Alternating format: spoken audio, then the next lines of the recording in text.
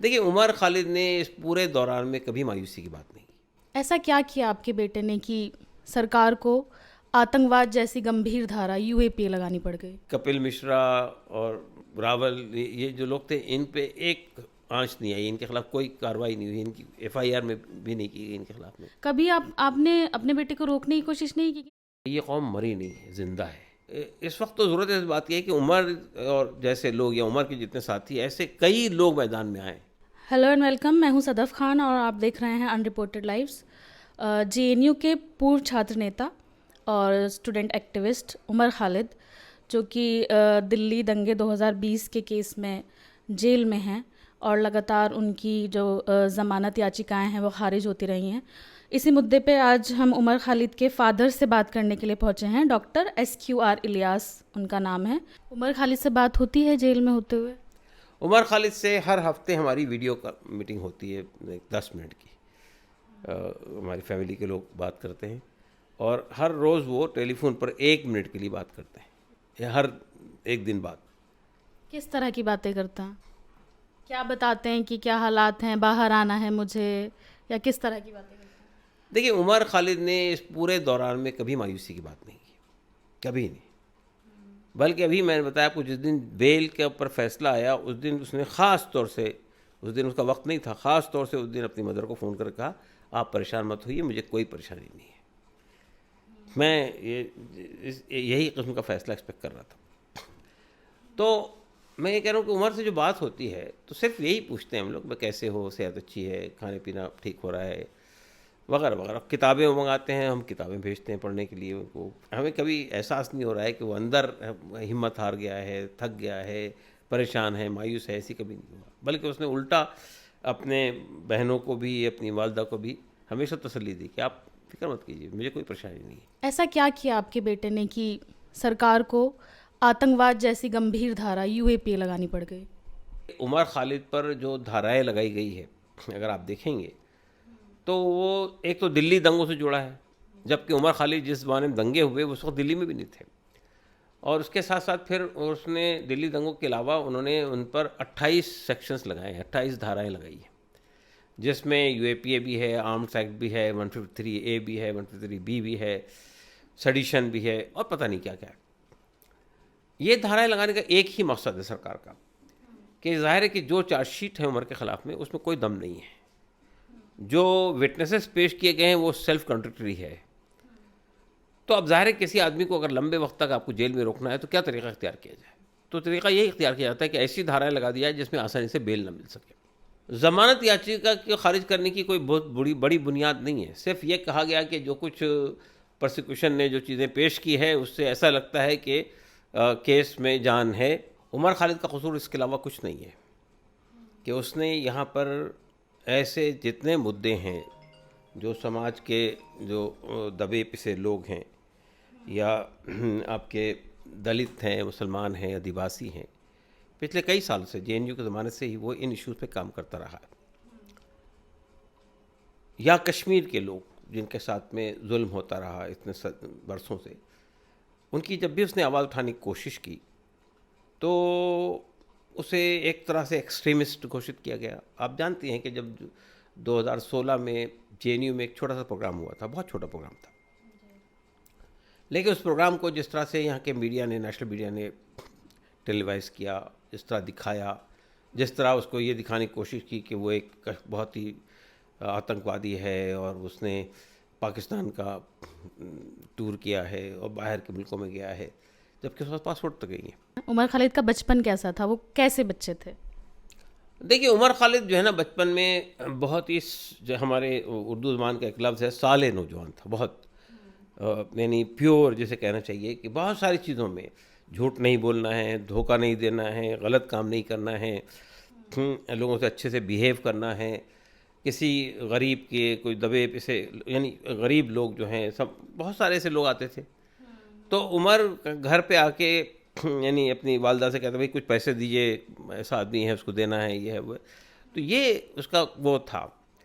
उसके अलावा एक ख़ास बात उमर खालिद के अंदर ये थी, किसी बात को एज़ इट इज़ नहीं लिया जाए, पूछा जाए क्या है, इसके पीछे दलील क्या है, इसके पीछे रीज़न्स क्या है, इसके पीछे आर्गूमेंट क्या है।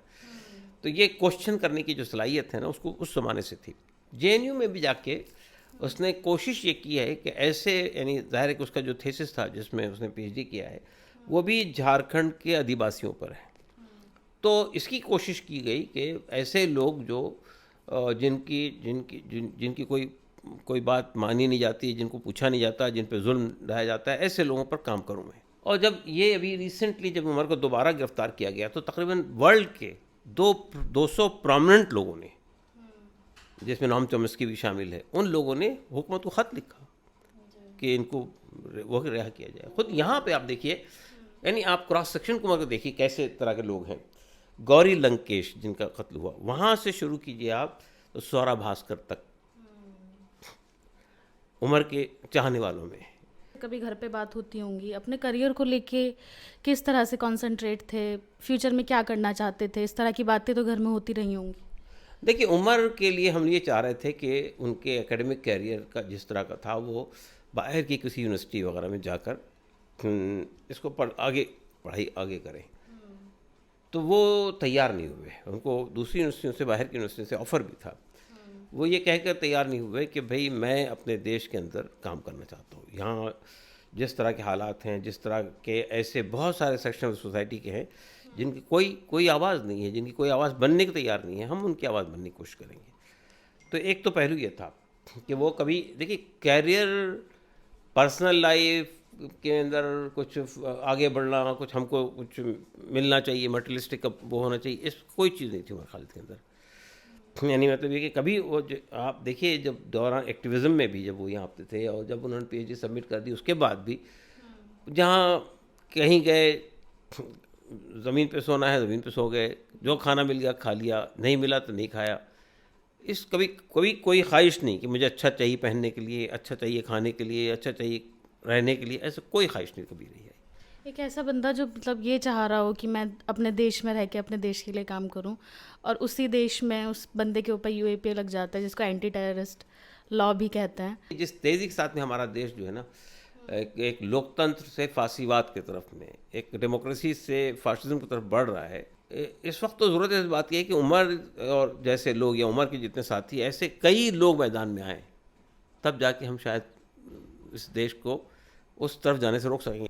आपका इकलौता बेटा है उमर खालिद, कभी आपने अपने बेटे को रोकने की कोशिश नहीं की कि नहीं बेटा इस रास्ते पे मत जाओ, ये रास्ता ख़तरों से खाली नहीं है, यहाँ पे कुछ भी हो सकता है, कभी डर नहीं लगा? हाँ, देखिए, पहली बात तो ये कि हम लोगों की लाइफ भी ऐसे ही है। हम भी एक्टिविज़म से आए हैं, कॉलेज लाइफ से ही एक्टिविज़म में रहे हैं, और हमारी वाइफ भी एक्टिविज़म की खातून है। तो इसलिए हम लोगों के लिए ये कोई ऐसी चीज़ नहीं थी कि भाई उमर कोई ऐसा रास्ता इख्तियार कर रहे हैं जो मुनासिब नहीं है। तो एक बात तो ये है कि हमने कभी रोकने की कोशिश नहीं की कि भाई जो वो काम कर रहे थे ठीक है। और ये 2016 में थोड़ी देर के लिए हमारे घर के लोग मुतासर हुए थे, लेकिन उसके बाद फिर ठीक हो गए, कोई बात नहीं। आसपास पड़ोसी रिश्तेदार कभी किसी ने कुछ कहा हो कि आपके बेटे पे तो एंटी टेररिस्ट लॉ लग गया है, कुछ इस तरह की बातें सुनने को मिली हो, कट ऑफ कर दिया हो सोशली? नहीं, अल्हम्दुलिल्लाह ऐसी कोई बात नहीं है, बल्कि रिश्तेदारों ने भी और बहुत सारे दोस्त अहबाब ने भी बहुत सपोर्ट किया है। सपोर्ट इस माना में किया है कि मतलब ये कि वो अखलाक़ी सपोर्ट किया है, मतलब मॉरली सपोर्ट किया है। तो ऐसा कुछ नहीं है, किसी ने ये नहीं कहा कि भाई, अब हर आदमी जानता है झूठे इल्ज़ामात हैं। ये 2019 में जो सीए की तहरीक खड़ी हुई पूरे देश में, उसने ये तासुर दिया कि ये कौम मरी नहीं है, ज़िंदा है, और इस कौम के अंदर ऐसे नौजवान हैं, ऐसे लोग हैं जिनके अंदर हौसला भी है, जुर्रत भी है, और उनके पास वो पास्ट का, पार्टीशन का वो बैकग्राउंड भी नहीं है। वो इस देश के अंदर पैदा हुए और हिम्मत के साथ में अपने सिटीजन राइट को अवील करना चाहते हैं। इसलिए मैं ये समझता हूँ कि मुसलमानों की 70 साल में सबसे कामयाब कोई तहरीक थी तो यही तहरीक थी, CANRC। और इस खूबी ये थी कि ये किसने शुरू किया था? लड़कों ने शुरू किया था, नौजवानों ने, या लेडीज़ ने शुरू किया था, ख़वातीन ने। कोई बड़ी संस्था मुसलमानों की इसके पीछे नहीं थी। तो इससे ये लगा कि भाई ये नस्ल तो इतना दबाने पीसने के बाद में भी खड़ी हो गई फिर से। तो ये जो इस वक्त में उमर या उमर के साथियों के सिलसिले में जो कुछ इक़दाम गवर्नमेंट ने किया है, मैं ये नहीं कहता हूँ कि वो सब लोगों के खिलाफ इकदाम किया है, लेकिन उसने एक मैसेज देने की कोशिश की कि अगर आप फासिस्ट मूवमेंट के ख़िलाफ़ आवाज़ उठाएंगे, सवाल खड़ा करेंगे, तो हम उसको बर्दाश्त नहीं करेंगे। ये मैसेज उन्होंने कम्युनिकेट करने की कोशिश की है, और वो ये समझ रहे हैं कि इस तरह इनको जेल में रखकर वो उनको मॉरली डाउन कर देंगे। ये खाम ख्याली है हुकूमत की। जब आपको पहली बार पता चला कि यूएपीए जैसा एक बड़ा एक्ट जो है वो लगा दिया गया है, तो पहला रिएक्शन क्या था? हमें कोई ताज्जुब नहीं हुआ, यानी मतलब ये कि हम ये कि भाई ये यूएपीए लगा दिया। यूएपीए अगर जैसे उनके खिलाफ दो कानून है, इसमें दो मुकदमे हैं, एफआईआर हैं उमर के खिलाफ में। एक एफआईआर 101 में उनको सेम चार्जेस है, सेम क्राइम उसमें लिखा है, लेकिन उस पर ये यूएपीए नहीं है, तो उसमें बेल मिल गई उमर खालिद को, बहुत पहले मिल गई। दूसरे इसमें नहीं मिल रही बेल, तो इसलिए कि यूएपीए लगाया गया, इसी मकसद के लिए लगाया गया। तो हमारा मानना ये कि ये जो ब्लैक लॉ बनाए जाते हैं, ये किसी क्राइम को ख़त्म करने के लिए, किसी टेरर एक्ट को ख़त्म करने के लिए बनाए जाते हैं। ये बनाए इसलिए जाते हैं कि हमारे ख़िलाफ़ कोई तहरीक, हमारे ख़िलाफ़ कोई ग्रुप कोई खड़ा ना हो। तो ये इस जुर्म में बीजेपी नहीं, कांग्रेस भी शामिल है। टाडा भी कांग्रेस ने बनाया था, यूएपीए भी कांग्रेस ने बनाया था। नहीं, ऐसे भी हम इंडियन जुडिशरी सिस्टम को देखें तो सालों साल से केसेस पेंडिंग पड़े होते हैं, और अब जब ऐसा कानून लग गया तो ऐसा नहीं लगा कि ये बहुत थका देने वाली लड़ाई है, कैसे लड़ा जाएगा, इतनी लंबी लड़ाई है, स्पेशली इकलौता बेटा है। देखिए, पहली बात तो ये है कि आपने ये बात सही कही है कि हमारे यहाँ जुडिशल सिस्टम भी बहुत ही स्लो है। इवन इफ सब अगर वो सही जजमेंट दे रहा है तब भी बहुत स्लो है। Justice delayed is justice denied. लेकिन साथ ही साथ ये कानून बनाकर एक लंबे वक्त तक किसी को जेल के अंदर बंद कर देना, यकीनन ये तो थका देने वाला कानून है। और आप कितनी लड़ाई लड़ेंगे, कितने, और गरीब आदमी तो लड़ ही नहीं सकता है, पैसा कहाँ से लाएगा वकील को देने के लिए, और किस तरह वो लड़ेगा। लेकिन बहरहाल जब इस तरह की सिचुएशन है उसको फेस तो करना पड़ेगा, तो हम फेस करने के लिए तैयार हैं, देखा जाएगा। उमर खालिद के जेल में होने से फैमिली को क्या नुकसान हुआ है? देखिए, इमोशनल तौर पर उमर की बहनें, और ख़ास तौर से छोटी बहन, वो बहुत अटैच थी उमर से, उनको फील होता है, इसमें कोई शक नहीं है। उनकी वालदा को भी किसी हद तक फील होता है, मतलब उमर की मदर को भी फीलिंग होती है, लेकिन वो भी बहुत मजबूत आसाब की खातून है, कोई कमज़ोर औरत नहीं है, और इसलिए वो भी कोई मसला नहीं है, देखा जाएगा इंशाल्लाह। आपको लगता है कि ऐसे लोगों को एक्टिविज्म में जाना चाहिए अभी भी, जब इतना बड़ा नुकसान होने का खतरा है? नहीं, इस बुनियाद पर कि आपके साथ ये हो रहा है आप पीछे हट जाएंगे, बिल्कुल सही नहीं है। आपको जाना चाहिए, सिर्फ अपने इशू पे नहीं जाना चाहिए, मुल्क के सामने भी सवालात खड़े हैं। दलितों, आदिवासियों, लेडीज़ पर जो अत्याचार हो रहा है, इस सब के खिलाफ खड़ा होना चाहिए। आप नहीं खड़े होंगे तो कौन खड़ा होगा? ये दिल्ली के दंगे हैं, किसने करवाए हर आदमी जानता है।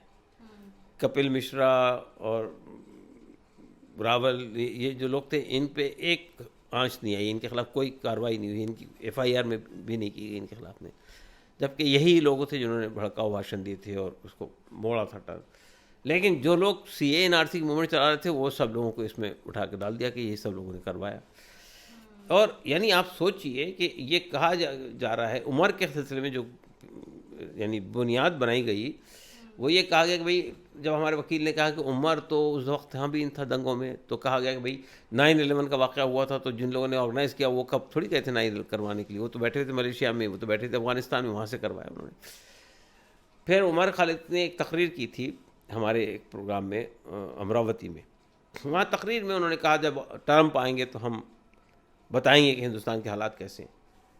उस जुमले को निकाला और उसको डाल दिया एफआईआर चार्जशीट में। हमारे वकील ने जब ये पूछा कि ये जो आपने जुमला लिया है, क्या आपने ख़ुद सुना या कहीं आपने देखा, तो उन्होंने कहा नहीं, हमने रिपब्लिक टीवी से लिया। रिपब्लिक टीवी से पूछा गया कि आपने कहाँ से लिया, तो उन्होंने कहा अमित मालविया जो बीजेपी के आईटी सेल के ज़िम्मेदार हैं, उनके ट्वीट से लिया। हमारे वकील ने कहा अच्छा ठीक है, आप वो पूरी तकरीर सुन लीजिए, 20 मिनट की है। 20 मिनट की पूरी तकरीर को वहाँ दिखा दिया जज को, कहा इसमें इस पूरी स्पीच में कोई एक पॉइंट बताइए जो ऑब्जेक्शनेबल हो। वो कह रहा है जब आप हमको मारेंगे तो हम तिरंगा झंडा लहराएंगे, आप हमारे खिलाफ वो करेंगे तो हम भारत माता की जय कहेंगे, या हम जो है वो ये सारे जहाँ से अच्छा हिंदुस्तान गाएंगे। हम आप जेल में जाएंगे तो हम हंसते से चले जाएंगे जेल में, इस और गांधी जी के आदर्शों का पालन करेंगे। इस तरह की बातें उस तकरीर में कही गई। अब उस तकरीर में से एक जुमला निकाला और उसको पेश किया कि देखिए ये कह रहे हैं। यहाँ पे पहली वाली चार्जशीट में ये कहा गया था कि 8 जनवरी को उमर खालिद, खालिद सैफ़ी और ताहिर हुसैन ने शाहीन बाग में एक मीटिंग की थी और वहाँ ये तय किया था कि अगर जब ट्रंप आएंगे तो उस मौके पर हम यहाँ दंगे करेंगे। 13 फरवरी को पहली बार होम मिनिस्ट्री ने बताया कि ट्रंप आने वाले हैं। तो 8 जनवरी को उमर खालिद को क्या वही आ गई थी कहीं से, या कुछ रिविलेशन हो गया था कैसा होने वाला है। तो ये इसी तरह की चार्जशीट है, इसी तरह का एविडेंसेस हैं। अभी आपको क्या उम्मीद है सरकार से, क्या कहना चाहेंगे? सरकार से हमें कोई उम्मीद नहीं है, सरकार से कोई उम्मीद नहीं। जुडिशरी सिस्टम से क्या उम्मीद? हाँ, जुडिशल सिस्टम से हमारा ख्याल है अभी भी हमारे जुडिशल सिस्टम में, हाई कोर्ट में, सुप्रीम कोर्ट में अच्छे दयानतदार जजेस हैं। सब हैं ये नहीं कह रहा हूँ मैं, हैं। लेकिन तो हमें उम्मीद है कि भाई ये जो जिस नौयत का केस है उमर खालिद का, इसमें कोई दम नहीं है। ये हमें उम्मीद है कि ये उड़ जाएगा हाई कोर्ट में। ऐसे वक्त में हौसला बना के रखना कितना मुश्किल है? नहीं, देखिए मेरा ख्याल ये कि हौसला हार जाना तो बहुत ही गलत बात होगी। हौसला बना के रखना बहुत ज़रूरत है। देखिए अल्लाह पे भरोसा हो आदमी को और ये यकीन हो कि वो किसी भी जुर्म के अंदर इन्वॉल्व नहीं है और उस पर जितने इल्ज़ामात लगे हैं सब बेबुनियाद है। आज नहीं तो कल, कल नहीं तो परसों वो साबित हो जाएगा। तो हमें अल्हम्दुलिल्लाह अल्लाह का फजल है कि हमारा हौसला कभी ख़त्म नहीं हुआ है।